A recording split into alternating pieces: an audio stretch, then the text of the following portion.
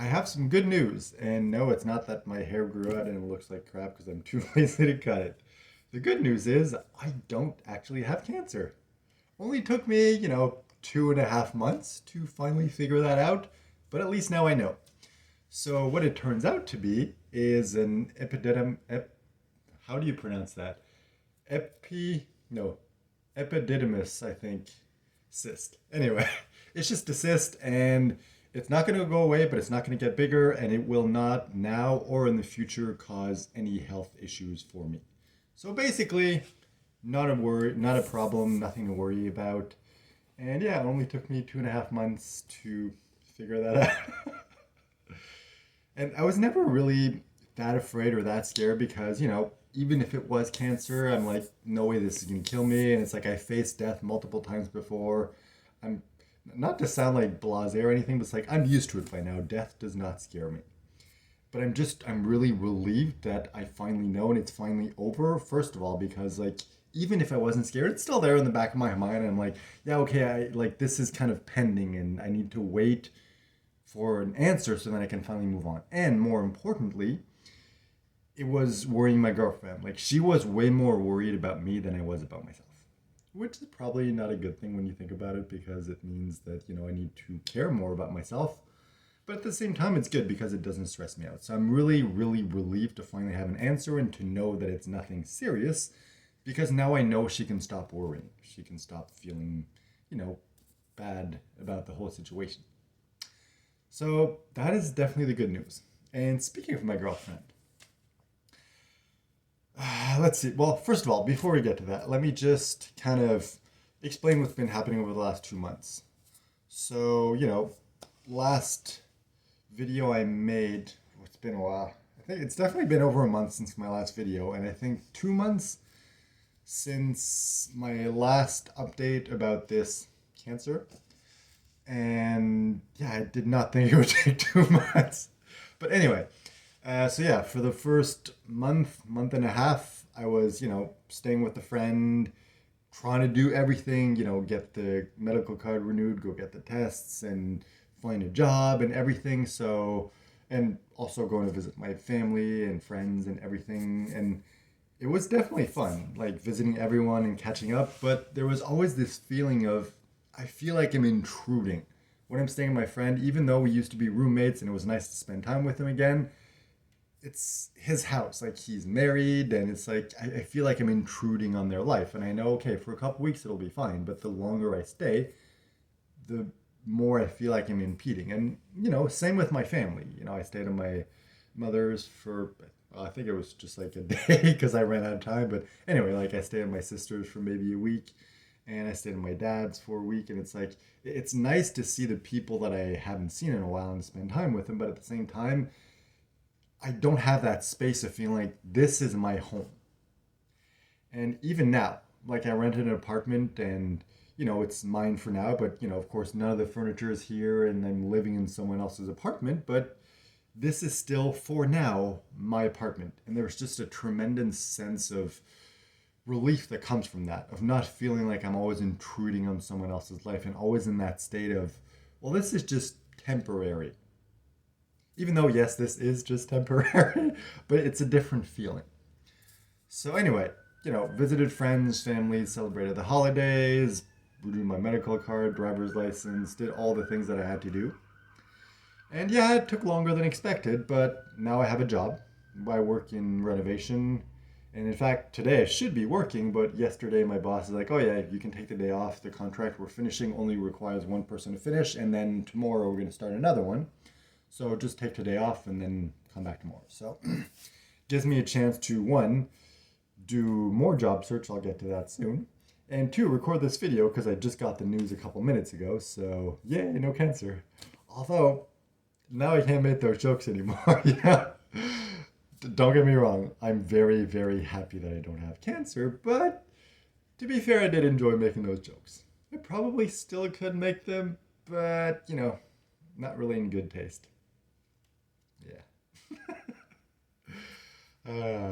Yeah, so have full-time job working in renovation. Started 2 weeks before the holidays, and then of course 2 weeks of holiday or construction holidays. Then just started again on Monday, so 2 days ago. And now today, Wednesday, I have off. And then, finish the week on Thursday and Friday, and then, restart the week normally. My body is still not used to waking up at 5:30, which is probably why I look tired. I don't know, I can't tell. To me, when I see pictures or videos of myself, I always feel like I look exhausted because I have these bags under my eyes that naturally form just because that's how my body is made. But to me, I always look exhausted, so it's hard for me to tell when I actually look exhausted as opposed to when I look normal. So I don't know, I can't tell if I look exhausted or not. But if I do, that is all. All right, so yeah, full-time job. Also for the job, because now we're currently doing renovation for, smaller buildings and stuff like that. But my boss got a big contract for a building, like commercial building, 180 units. And in order to do that, I'm going to need my construction cards, which I do not have. So I'm currently doing an online course to be able to get my cards. And of course, that lasts 2 weeks. So for the next 2 week, well, 1.5 weeks now, I'm gonna have to wake up at 5:30, work 8 to 9 hours, sometimes 10, depending on the length of the day. Come back, work out, shower, eat, and then take the course from 6:30 to 9:15, and then pretty much crash because I'm gonna be exhausted. And that's gonna be my life for the next 2 weeks. And then I'll be able to get my card, then I'll be able to join a crap. What's the name in English? It's only coming in French. Un syndicat, a a union, and then I'll be allowed to work on commercial sites. Which in a way sucks because then I'm gonna have even less money because when you're part of a union, you have to pay. And yeah, anyway, at the end of the day, less money in my pockets, but I don't really have a choice. Plus, long term, if ever I do come back and work construction in the future, it's gonna be easier to get a job because I'm gonna have my cards. And with experience, I'm going to be able to have a guaranteed minimum salary that's going to be high. So right now I'm making $25 per hour, which is still better than a lot of jobs.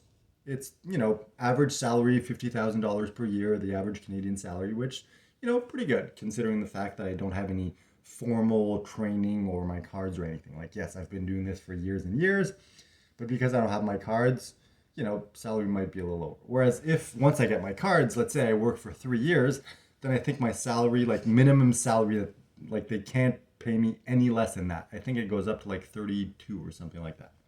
So pretty good. So anyway, that is not my long-term goal, but it's definitely a good asset to have. And since I need it for the job right now, I mean, I don't really have a choice. So yeah, pretty good. So that's what I'm gonna do. And these 2 weeks are gonna be exhausting. Surprisingly, I'm not that tired so far, but maybe just my body hasn't realized how exhausted it is yet. I don't know. Anyway, that's it for work. I also did a lot of research when it comes to immigration over the last couple months to figure out how do I bring my girlfriend here to Canada so we can live together. And there was a bunch of different options. So one option was student visa. Unfortunately, the cheapest that I could find for studies in Canada is about $10,000 per year. Plus, they require you to have another $10,000 in your bank account to prove that you can pay for your expenses. So we do not have $20,000. So that option is out of the window. Other option would be a work permit. Unfortunately, she can't do that because her job is not an in-demand job, so it would pretty much automatically be denied. The other option is a tourist visa, which is arguably the easiest one to get. However, it's not guaranteed because a lot of people from Latin America come here on a tourist visa and there's just never leave. So because of that, a lot of those types of visas are not automatically, but a lot of those aren't accepted. So the odds of it being accepted are low, plus the processing times are insane. I spoke to someone who looked online for Nicaragua and he's like, yeah, the waiting times for a tourist visa is around 400 days. So over a year, and the odds are probably going to be against us anyway. So that definitely is not a good option, which leaves us only with sponsorship. So we have two options when it comes to that. Option number one is just, we, simple option. Everyone's like, hey, you just get married and then she can come in the country. It's super easy. Yeah, it's not that easy. It's not as easy as people make it seem, but it is one of the easiest options. The other option is I can sponsor her if we've been common law partners for 12 months. So that means we've been living together officially as a couple for 12 months. And since it doesn't make sense to wait a year to begin the process, because this process of sponsorship takes on average 12 to 14 months. So if we have to wait a year plus then another year for that, it's minimum 2 years. So that doesn't make sense. So the most logical option is to get married. And that's exactly what we're going to do. Which is strange because I've never really believed in marriage and I never plan on getting married. And from the exterior, it would seem, oh, you're getting married so she can come here. And yes, that is one of the reasons, but it's not the main reason. And I'm the one who's the most surprised by this. Because of my upbringing, I was raised an atheist and my parents didn't get married, my sister didn't get married. To them, marriage was never important. So I never believed in religion and I never believed in marriage. Yet, I met my girlfriend, I fell in love, and she made me understand why people get married. I still believe it's not for everyone. I do realize that it wrecks a lot of relationships, but I understand why people do it, and for the first time in my life, I want to do it. So even if we didn't need to get married for her to be able to immigrate here, we would still do it. I still want to do it, which is still very weird for me to say out loud because I never in a million years thought I would want to get married. But here it is. In fact, bought an engagement ring online, waiting for it to arrive. That way, once I go over there, everything's going to be ready. So yeah, it's very not unexpected at this point because relationships been progressing and everything. Like it's a logical next step, not for immigration purposes, just because it feels right to us to get married. But it feels strange to me because yeah, it's just like, I mean, I'm 32 now and up until now I never ever imagined myself getting married. So this is definitely one of those things that you're like, you have an idea what your life's going to be like and then something comes along and you're like, I did not see that coming. This is one of these things. And it's definitely a very very very good thing. Like I'm actually excited. I'm looking forward to getting married and to be able to say like, hey, this is my wife, which is strange to me. Like strange but wonderful. It's a very interesting feeling.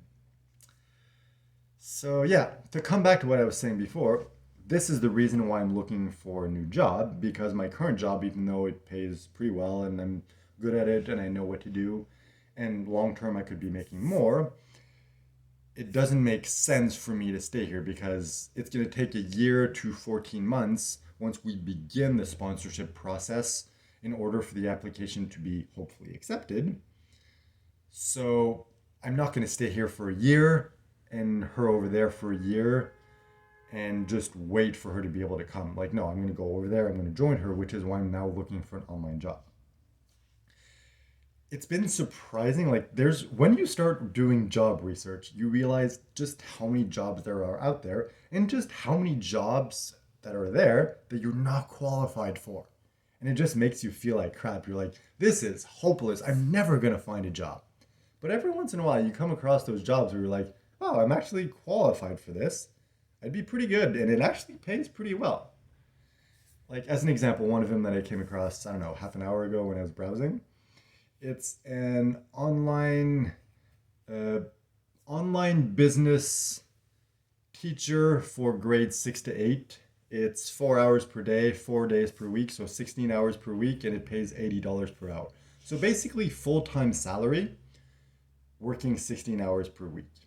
Okay, I'm not 100% qualified because I don't have a teaching degree or anything, but they don't require that. They just require 3 years of teaching experience, which in a way I do have from when I was coaching and doing motivational speaking and Toastmasters and all those things. So it's like, I am qualified. Plus, I know a lot about online businesses. I'm a good presenter.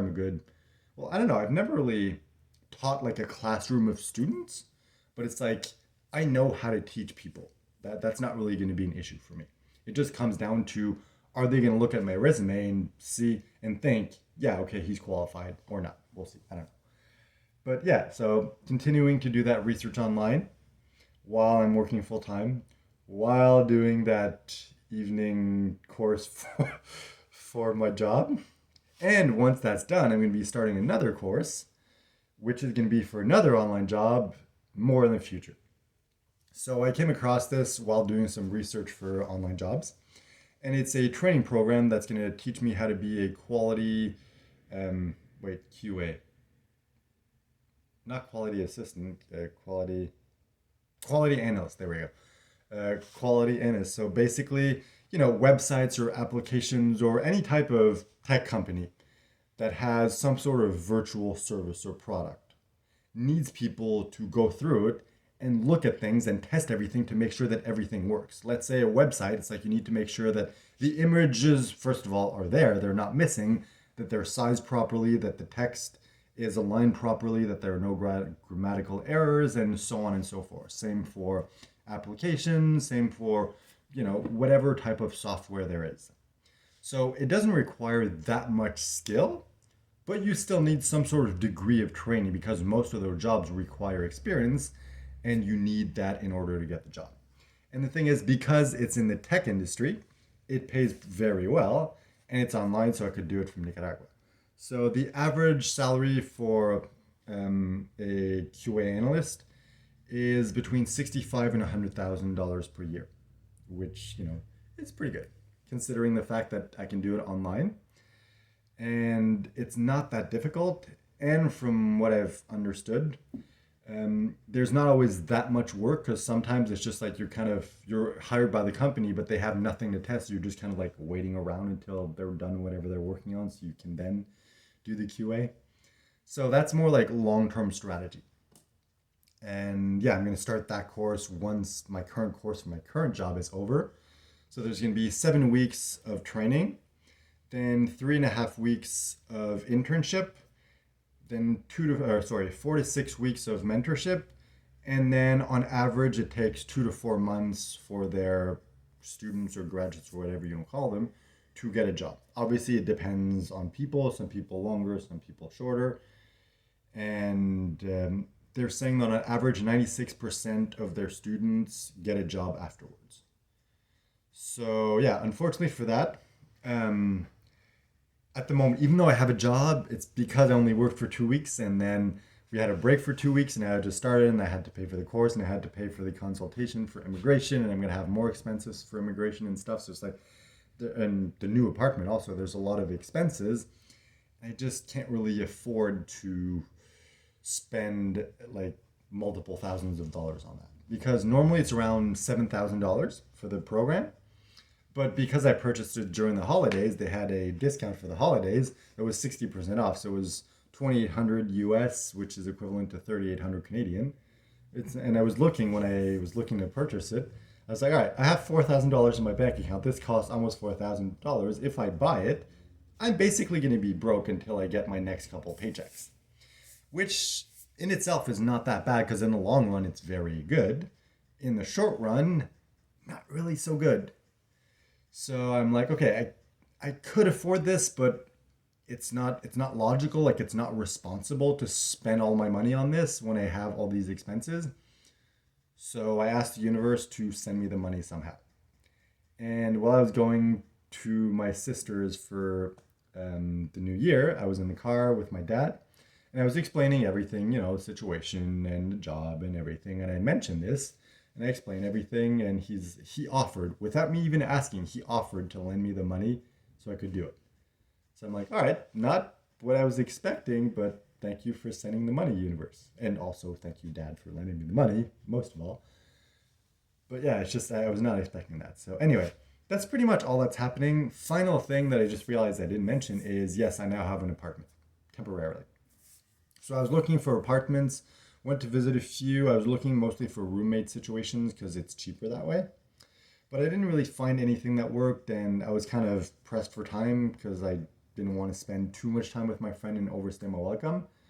And I found someone who was renting this apartment or looking to rent this apartment for a couple months while she was leaving for travels. And the apartment was $9,050 per month. I'm like, yeah, that's way more than I'm willing to pay. Like my whole point is to make as much money and save as much money so I can pay for all the expenses and immigration and everything. So it doesn't make sense to spend almost $1,000 per month on rent. However, she's like, I haven't found anyone else. I'm going to need to leave soon. Do you want to talk and see if we can come to an arrangement where we're both satisfied? So that's what we did. We sat down, we talked about it, and we came to the conclusion that we can do middle ground. So I was hoping to find something for 500. She was hoping to find someone to pay the full price of 950. So we did an in between 725. So I have a full apartment, fully furnished for including heating, electricity, and internet for 725 per month, which is really, really good. The only downside is I don't know how long I'm going to be able to stay here because she left for the holidays and then a couple of days ago she left for a trip to Mexico and she's thinking of being gone for 4 to 6 weeks. But when you're traveling backpack and hostels and stuff like that, you never know. Sometimes you decide to stay longer, so she might stay longer. Plus, she might go and spend some time at her parents' place in BC, British Columbia, who are thinking of renting a house in the south because they live up north and it's really cold and they don't want to spend the winter there. So if they do that, then she's probably going to stay in their house for like a month. So if that happens or she prolongs the trip, then I might have this apartment for a little longer. For now, what I'm doing is working full time, doing both of my courses, looking for an online job, and as soon as I can find that online job, I'm going to start the process of moving in Nicaragua for a week or for a year. Beginning the immigration process, so renting an apartment in my name and my girlfriend's name, having all the bills in both our names to use that as proof that we are a real couple, that we are living together. And then after a couple months of that, then we can get married. And maybe a week after we get married, then we can fill out everything and submit the application. And then 12 to 14 months after that, they're going to give us the answer and hopefully it's going to be yes. And then we can move back to Canada. So that is pretty much the overall plan. So let's summarize. I don't have cancer. I temporarily have an apartment to live. I have a job. I'm looking for an online job and I'm training for another online job in the future, like maybe 6 months down the line. And I'm planning on moving to Nicaragua for at least a year. So, oh yeah, and I'm getting married. So yeah, a lot of news. To me, it's not really news because it's been happening like so gradually and I've had to do so much work for so many different things at the same time and it was exhausting. But I'm finally at a place where I'm not too overwhelmed. Yes, I'm super busy, especially these last 2 weeks, but I'm still in a very good place. And now I don't have to worry about my health anymore because I got blood tests and everything's fine on that end. I'm not, deficient in any vitamins and minerals or anything. And I don't have cancer. So my health checked. I'm working out regularly. So yeah, everything is pretty good. It's still not at a place where I'm like, all right, everything is taken care of. Like, I have a house and a wife and stable job and everything. Like, I'm not quite there, but it's still way, way, way better than it was 2 months ago. So I'm not quite sure when the next update's going to be. I'm probably going to make an update every once in a while. So for anyone watching who followed my journey so far, thank you for being here with me. Sorry for the times when I ramble. Hopefully this was entertaining. And I'm really looking forward to see what's going to happen in the future, whatever that ends up being. I can relax. I have a day off.